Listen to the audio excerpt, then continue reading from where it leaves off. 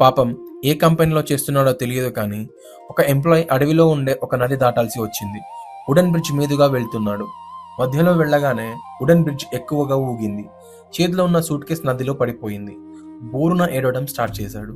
వెంటనే దేవుడు ప్రత్యక్షమయ్యి ఏమయ్యింది అని అడిగాడు. నా సూట్ కేస్ నీళ్ళల్లో పడిపోయింది సార్ అని ఏడుస్తున్నాడు. వెంటనే దేవుడు నీళ్ళల్లో మునిగి బంగారు బిస్కెట్స్ తో నిండిన సూట్ కేస్ బయటికి తీసి ఇదేనా నీది అని అడిగాడు. వీడు కాదు సార్ అని అన్నాడు. మళ్ళీ నీళ్లలో మునిగి ఈసారి డైమండ్స్ తో నిండిన పెద్ద సూట్ కేస్ తో పైకి వచ్చి ఇదేనా నీది అని అడిగాడు. కాదు భగవాన్, నాది విఐపి సూట్ కేస్, అది పొట్టిగా ఉంటుంది, అందులో నా ఆఫీస్ పేపర్స్ ఉన్నాయి సార్, అవి లేకపోతే నా బాస్ నన్ను చంపేస్తాడు బాబోయ్ అని ఏడుస్తున్నాడు. ఫైనల్ గా నీళ్లలోంచి అతని సూట్ కేస్ అతనికి ఇచ్చాడు. వాడు ఆనందంతో చాలా థ్యాంక్స్ సార్ అని గంతేస్తాడు.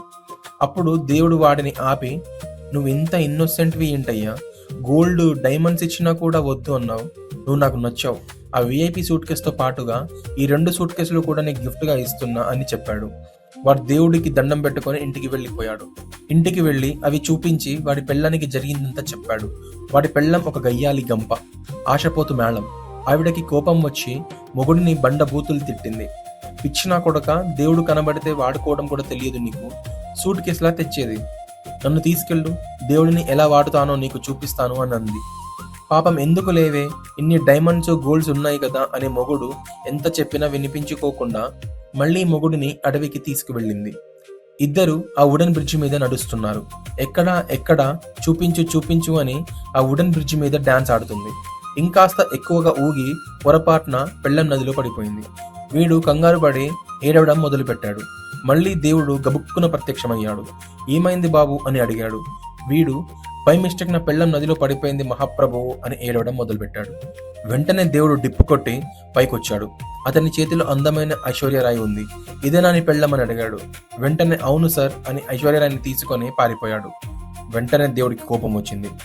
ఆగు దొంగ నా కొడుక, ఇది నీ పెళ్ళం కాదు, ఐశ్వర్యరాయిని నొక్కేద్దామని ట్రై చేస్తున్నావా అని అడిగాడు. దానికి వాడు, భగవాన్, మా ఆవిడ కాదు అని నాకు తెలుసు, అభిషేక్ బచ్చన్ పెళ్ళమని కూడా తెలుసు, కానీ నేను కాదు అని చెప్తే మీరు వాటర్లో డిప్ కొట్టి సైఫ్ అలీ ఖాన్ పెళ్ళం కరీనా కపూర్ని చూపిస్తారు. మళ్ళీ కాదు అని చెప్తే ఫైనల్గా నా పెళ్ళాన్ని తీసి నీ అంత ఇన్నోసెంట్ని నేను ఎక్కడా చూడలేదు, నువ్వు నాకు నచ్చావు, నీ పెళ్ళంతో పాటు వీళ్ళిద్దరిని కూడా నీకు గిఫ్ట్గా ఇస్తున్నాను, తీసుకెళ్ళు అని అంటారు. ఒక్క పెళ్ళంతోనే వేగలేక చస్తున్నాను, ముగ్గురితో ఎలా వేగలను సర్జీ, ఐశ్వర్యరాయ్ మీద మోజు కాదు మహాప్రభు, 2 రోజులు పోతే ఎవరితైనా ఒక్కటే, సేమ్ టార్చర్ ఉంటుంది, అందుకే ఇలాంటి డెసిషన్ తీసుకున్నాను, నన్ను తప్పుగా అనుకోవద్దు స్వామి అని చెప్పాడు. వాడి ఆన్సర్కి దేవుడికి దిమ్మ తిరిగిపోయింది. దేవుడు తేరుకునే లోపు వీడు ఐశ్వర్యరాయ్ని తీసుకొని పారిపోయాడు. ఇది కథ. ఇక్కడ మోరల్ ఏంటి అంటే, ఇన్నోసెంట్ అంటే డంబ్ అనుకుంటాం, డంబ్ కాదు, they are not greedy but they are intelligent. అందుకే వాళ్ళు అత్యాశకు పోకుండా వైస్ డెసిషన్ తీసుకుంటారు.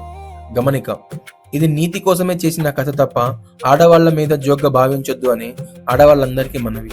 Thank you. అందరూ బాగుండాలి, అందులో సినిమా ఉండాలి. జై హింద్.